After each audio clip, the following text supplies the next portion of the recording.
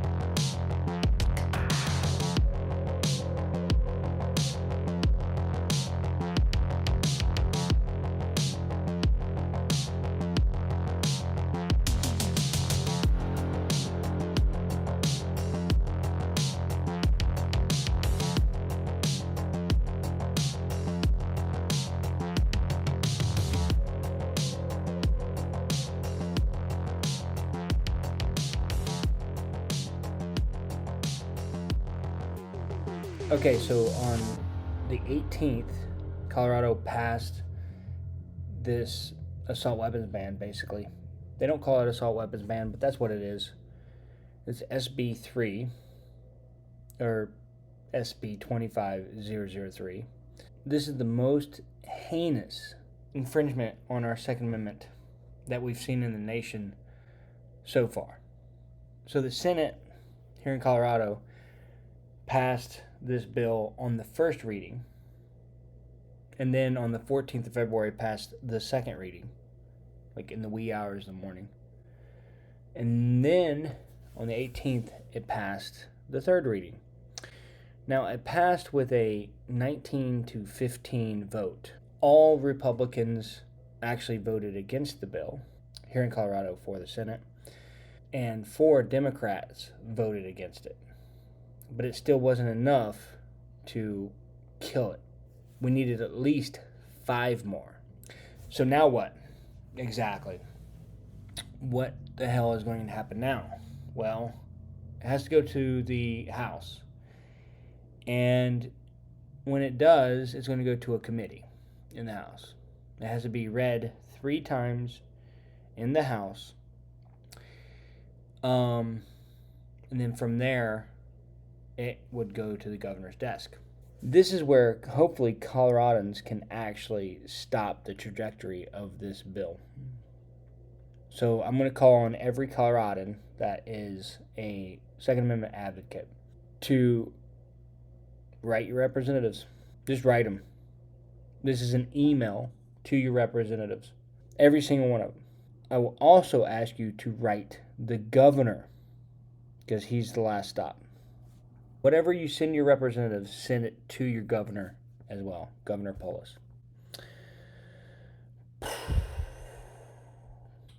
That's number 1. Write your representatives. Let them know where you stand on this bill. Number 2, you need to testify in person or you need to testify virtually. So when it goes to the committee in the House, you will have a chance to testify. Primarily, testifying in person is better. Alternatively, testifying virtually would be fine. Even if you cannot attend the virtual session or in-person session, for example, at least register to testify in opposition. Why do I say that? Because even if you can't testify, but you register to testify, that shows how many people are in opposition and how many people are in support. At the very least, just register to testify virtually. So primarily, actually testify in person. Secondarily, actually testify virtually. And tertiary, just sign up to testify. Outside of that, you should 100% most certainly write your testimony and send it in. I know it takes a little bit of work. But you can find the link below to sign up for all of those things. And I really hope you do, because this bill is absolutely horrid. When you testify or when you write your written testimony, which I'm alluding to, I want you to do both.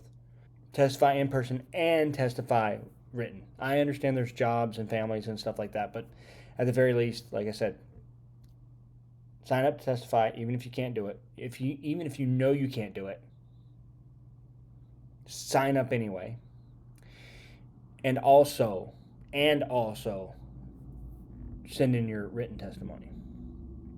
That's separate from the email that you're going to send your representative. So you send a representative an email, send the same email to the governor. You can do a to your representative and then CC Governor Polis. That's one. Two, you're going to sign up to testify in person or virtually, even if you can't actually be there. Even if you can't actually take the time off of work or get away from family or whatever it is, just sign up. That's all I'm asking. Just sign up. And then the third thing is to write your actual written testimony. And it could be the email you send to Polis and your representative, right? So craft your email, make it nice and substantial, but it needs to be sent in. There's obviously a lot of case law that suggest and actually command that this is against, one, the law, and two, the Constitution, which is where we find our laws leading to. Obviously, the First Amendment, the Second Amendment, Third, Fourth, Fifth, Sixth. That's where we find our laws leading to. And that's where we need to point this to, is our Constitution. When you do actually testify in person, or with your written testimony, you should say something like this.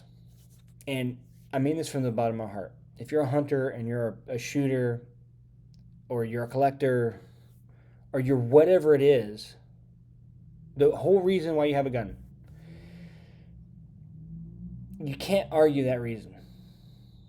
If you do argue that reason, you're watering down the actual purpose of the Second Amendment.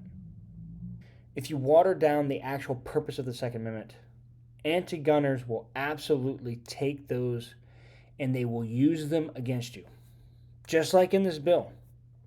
The governor wouldn't even sign the bill until all these stupid amendments started happening. What are the amendments? Well, they're the carve-out for hunters and they're the carve-out for shooters. That's the carve-out. The sponsor of the bill, one of the main sponsors of the bill, actually said this in testimony. And so did Tom Sullivan, which is the prime sponsor of the bill. The number one person who is pushing this thing. So tell me again they won't use it against you. Go ahead. I'll wait. They will use it against you. They will carve out certain portions to make it so that it doesn't seem so bad because you're a hunter and you don't want your firearms taken away or you don't want to be infringed upon, so on and so forth. So they'll carve out a little thing and say, well, if you really want this gun, this specified semi-automatic, you can go ahead and have it, but you have to jump through all these hoops. If you're a competitive shooter and you want to have one of these specified semi-automatics, again, they're like, well, we'll carve out this thing so you'll have a path. You'll have a pathway so you can actually get these specified semi-automatics. But if you're not a hunter and you're not a competitive shooter, what pathway is there? If you're not super serious in hunting and or competitive shooting, would you take a 12-hour class? In addition to the 4-hour class that you're going to take? Or would you take the hunter safety course and the 4-hour class, for example? Tom Sullivan is not stupid. He's a lot of things, but he's not stupid. He knows what this bill is going to do. He knows what it's going to do. And it's not what he says it's going to do. So anyway, back to my original thought here. When you testify, either written and or verbal, you should say something like this. I'm an American. and I want to exercise my rights without infringements. The very top. In fact, it should be the subject line. Everyone who's watching this that's a Colorado citizen should 100% grab that phrase I just put down. You can actually copy and paste it down below. Copy it from below and paste it in your subject line. And also paste it in the top heading of your argument, whatever it is. Now, I know if you're a hunter or if you're a shooter or if you're a collector or if you're, whatever you are, I understand that you want to argue that you really like to hunt or shoot or whatever it is. And I get it. Firearms are involved, so it seems as if it's part of the Second Amendment, but it's not. A well-regulated militia being necessary to the security of the free state, the right of the people to keep and bear arms shall not be infringed. That's what it's about. There's obviously Catano, Heller, Bruin. There's obviously Supreme Court cases out there that specifically talk about defense of oneself. Heller even gave an example. Now, this is an example, they said, for defense of self inside the home. Now, that was just an example. That wasn't the only example. That was just an example, and anti-gunners like to grab that and say, look, this is what the Supreme Court said. But it was just an example. The right of self-defense is what we're talking about here. Inside the self-defense realm, there's individual defense and there's collective defense. Collective defense being the militia. Collective defense being, let's say, a group of people getting together and saying, you know what? We're going to defend our area. This shit fucking works, man. There's places you do not go in the United States of America because the criminals defend each other. They'll have lookouts, and obviously if there's somebody in their territory that doesn't need to be there and they're like a rival gang member or something like that, they'll freaking murk them. Shit works. Collective defense works. 100%. As somebody who was in austere environments in several countries as a Special Forces weapons sergeant who was primarily the subject matter expert in defense of our team, collective defense works. And that's where the militia comes in. That's the collective defense. Of course, the Second Amendment covers individual defense, but it does not cover hunting, sport shooting, collecting, or any of those other fucking things. It does not cover that. I know some of you are going to argue against me, but trust me on this. It doesn't cover it. Look at the text. Look at the text of the Second Amendment. Text and history. Text and history. That's where it goes. That was the last decision by the Supreme Court. So, my Second Amendment brothers and sisters, if you're arguing that the hunting is covered and sport shooting and all that stuff is covered under the Second Amendment, you're absolutely wrong. And we should not be arguing that because it waters down the actual purpose of the Second Amendment. Okay, so we'll continue. Enough. I'm getting off my soapbox right now. There's 4 Democrats that voted against the bill. There's Snyder from District 12, Kolker from District 16, Hendrickson from District 3, and Exum from District 11. Now, Exum needs to go. Exum needs to go. Vote him out. In fact, there's I'm going to put, I think his name is Big Timber Lodge or something on YouTube. He's doing good stuff. So you can check him out up there. They were going to, or he was going to, or whatever, they were going to try to get the 10,200 signatures, I think it was, to actually remove Exum if he voted for this bill. But he didn't. In fact, he removed himself from being a sponsor of the bill. And that's why I say he needs to go. Because he was a sponsor of the bill. And District 11, if you didn't know, is in Colorado Springs, which has a ton of veterans. A ton.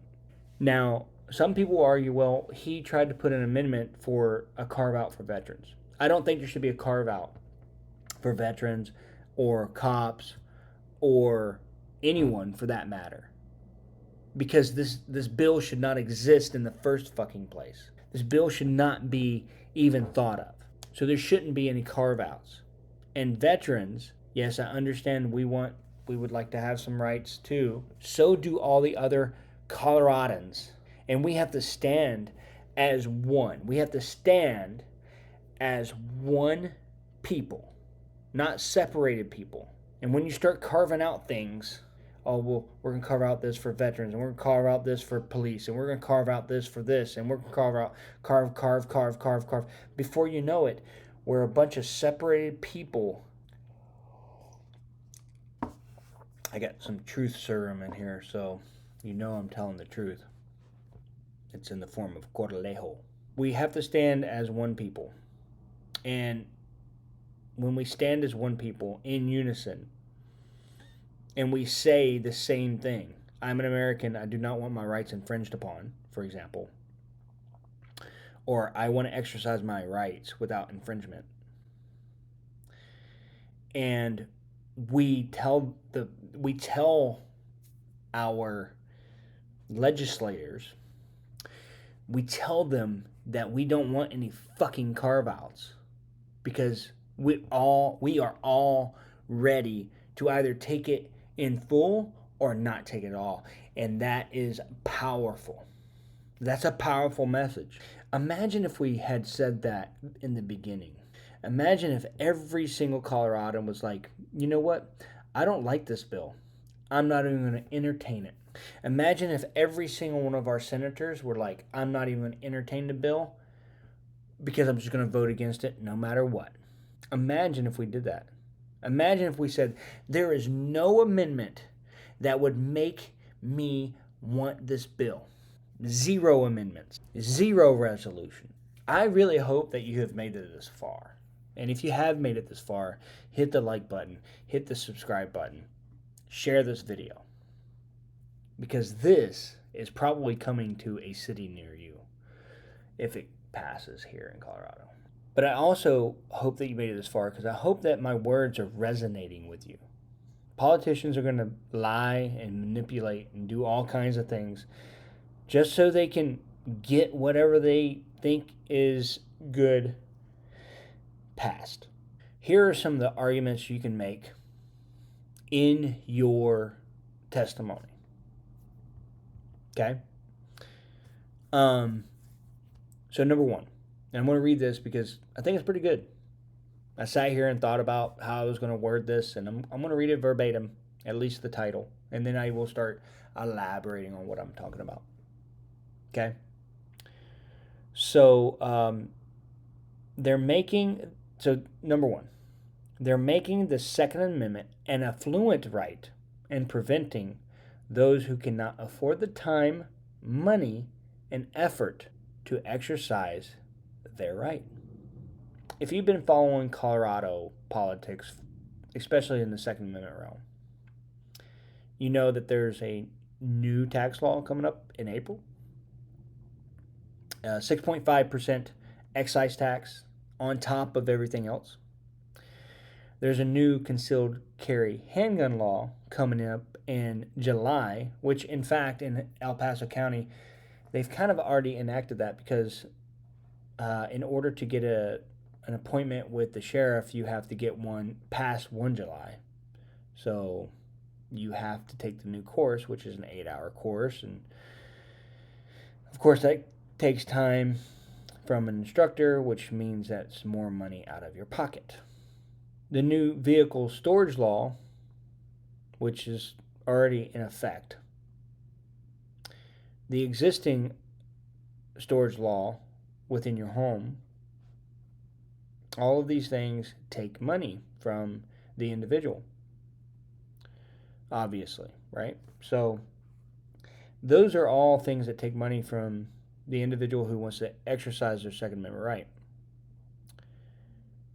The Colorado General Assembly wants to make your right, our rights, so expensive that only wealthy individuals can be free. That's it. They're trying to make the rights so expensive, specifically the Second Amendment right, so expensive that only rich individuals, wealthy individuals, people with money are the only ones who are actually free. So the Colorado General Assembly's oppression of its people is in the form of money or lack thereof. Meaning, if you can't take the time off to watch your son play baseball or football, or watch your daughter do cheerleading, if you can't take the time off to do that, guess what? You can't take the time off to exercise your rights. Because you're a peon. You're no good. You're nobody. You're not wealthy. You're not part of the elite class. That's what that means. So we'll get into the courses here in a minute, but the courses that one would have to take with this bill would cost upwards of, I don't know, $300. That's on the cheap side, by the way. Well, one, you have to, there's two different ways you can do it. You can get your hunter safety card and then do a 4-hour course, 4-hour safety course, firearm safety course. Or you can do a 4-hour safety course and then a 12-hour extended safety course. Oh, by the way, your 8-hour concealed carry course, yeah, that don't fucking count. You see what they're doing here. They're making, like I said, they're making it so expensive. You and I might not be able to afford the training, much less the equipment, the range fee, and all that other stuff, just to exercise our right. So the firearm isn't cheap. The firearm training isn't cheap. Us instructors, we have to pay, obviously we have to pay insurance. We have to get some equipment, for example, targets or target backings or target stands or whatever. We have to keep up on our certificates to make sure that we can actually prove that we're an instructor. For example, NRA certificate, a USCCA certificate, Tactical Hive certificates. Like, being an instructor costs money, but it's so we have the credentials to actually teach.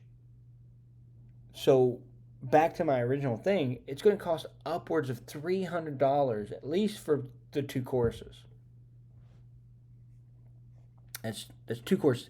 That's 16 total hours that is going to cost to take the basic and the extended firearm safety course. 16 hours. That means it's 2 full days. You get my drift? So at a minimum wage rate here in Colorado of $14.81 times 16 hours, the cost of both courses would be $236.96. $236.96 for minimum wage for both courses. That's not to include the gas, the insurance, the materials to use, the time it takes to build the class, advertisement, etc. So like I said, at a minimum, at the very bare minimum, we're looking at $300 for both courses. You can call it a package deal if you wanted to. On top of that, if this thing is passed, extra fees associated with the cost will come. The fee for the eligibility card, guess what? That's a $39.50 cost to you in order to get your background check so you can get your eligibility card. Instructors have to charge, on top of that, $10 for the Colorado Parks and Wildlife. So that's like an additional $50 fucking dollars on top of the fee that the instructor would charge you originally. So now we're looking at $350 for both courses. So let's say you do get your eligibility card and you do complete a 4-hour course and you do complete a 12-hour course. Guess what you're going to have to do when you go to buy the damn firearm in the first place? Get another background check. Can't make this up. You're going to get another background check. It's going to be another $25 for the background check itself, plus the 6.5% excise tax, plus the cost of the firearm, plus the federal excise tax. Before you know it, you've done dumped probably a couple of grand into this. So now let's talk about the new concealed carry handgun law. At a minimum, for someone who has no training, no equipment, no firearm, no nothing, at a minimum it's going to cost them anywhere from $1,200 to $1,500 to get everything they need so they can comply with the new concealed carry handgun law. That's to include firearm, holster, ammo, range fee, gas to and from the range. I already said ammo, of course. But then there's going to be more ammo because 50 rounds isn't going to cover it. By law, 50 rounds does cover it, but 50 rounds doesn't cover it for training. That's why I say they're trying to make the right so expensive that only affluent individuals can exercise it. So I guess if you're a single mother who has been abused by their ex-husband and you have, let's say, 2 children and you can barely keep a roof over your head, then I guess you're just shit out of luck. Or if you're an elderly person who would like to defend themselves, but you don't really want to go to the range and do all the things that you're supposed to do to be in compliance, well, I guess you're shit out of luck there too, because you can't go buy a firearm, you can't carry concealed, and all these other things. Here's the fucking thing of it, man. They want you to get a permission slip just so you can take a course. It's not even to buy the firearm, it's to take a course. That's what they want to do. They want you to go and get a permission slip by way of background check with fingerprints and CBI and all that stuff. And the money that you spend on the background check is going to go to the CBI and FBI, by the way. Go look at the freaking financial statement or the fiscal note. Go check it out. It's ridiculous. So they want you to pay for this stuff, and then that's going to go to the FBI, CBI, just so you can actually take what? What is it? Oh, a safety course? Are you kidding me right now? They're gonna make you take a background check, get a background check, just so you can take a safety course. This is the key word here, safety course. They want you to get a background check so you can get the eligibility card, so you can take a safety course. So then after those safety courses, then you can buy the firearm, which is supposed to be codified in the Second Amendment and the Colorado Constitution. Ultimately, the Colorado Constitution and or the Constitution of the United States, namely the Second Amendment, will be the demise of this bill if it's passed into law. I have 100% confidence that it will be killed in one of the many courts that it will go through if this thing is passed into law. I do have confidence in that. But my confidence only goes so far. If this bill passes, again, you're going to have to go check out the fiscal note. But if this bill passes, it's supposed to cost the state roughly $2.3 million. But the state is touting that even though it's going to cost the state $2.3 million,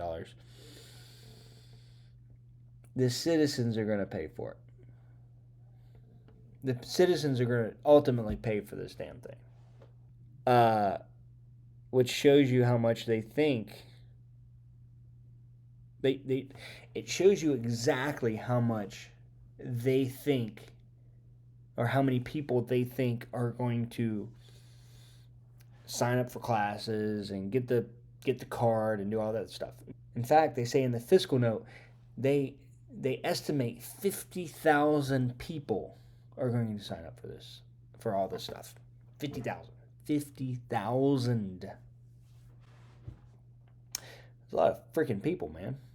So I hope you 50,000 people that they think are going to get in on this like class and abide by the law and do all this stuff. I hope you guys are actually telling them to fuck off with this in a very respectful email, right? Because they're senators and representatives, and you should respect them. Fuck them, because they're not upholding their oath, 100%. And Matt Ball, if you're watching this shit, you should fucking turn in your scroll, your Ranger scroll. You should turn it right in. You might as well just fucking rip it off your fucking sleeve and go back down to fucking Fort Benning, Georgia, and tell 75th Ranger Regiment you're a piece of shit and you don't deserve it, because you don't deserve it for voting for this. Are you kidding me? Fucking asshat. Anyway, so in essence, they want law-abiding citizens to pay for this bullshit bill, this unconstitutional bill, while letting the criminals wreak havoc in our cities.